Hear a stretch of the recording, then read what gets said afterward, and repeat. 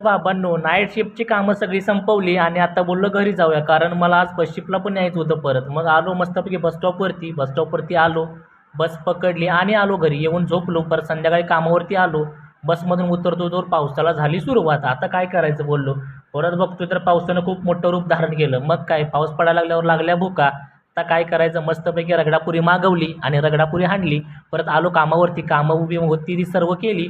मग खाल्ली श्रीखंड पुरी. परत सकाळी आलो महादेवाच्या मंदिरात. महादेवाच्या मंदिरात आलो. आज आलेलो बरोबर 6 वाजता. त्याच्यामुळे काय गर्दी नव्हती. मस्तपैकी निवांतमध्ये महादेवाचं दर्शन करायला मिळालं. मस्तपैकी महादेवाच्या पिंडीवरती डोकं ठेवून बाबांना मनोमन नमस्कार केला. बाबांना बोललो, बाबा तुमचा कृपा आशीर्वाद सदैव सोबत राहू दे.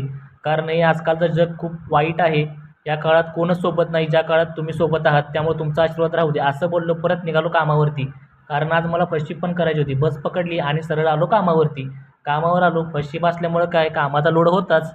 पण आता काय करणार, आपल्याला तर आहे सवय, जी आहेत ती सगळी कामं करायची. मस्तपैकी होती नव्हती तेवढी सगळी कामं करायला लागलो पटापट. कारण लागत होत्या भुका. मस्तपैकी भुका लागल्या म्हणून गेलो नाश्ता करायला. नाश्ता मस्तपैकी 1 प्लेट मेंदू वडा घेतला. मस्तपैकी नाश्ता केला. दुपारची सर्व कामं आटोपली आणि निघालो घराकडं. बस पकडली आणि सरळ घराच्या दिशेनं आलो. घरात आलो.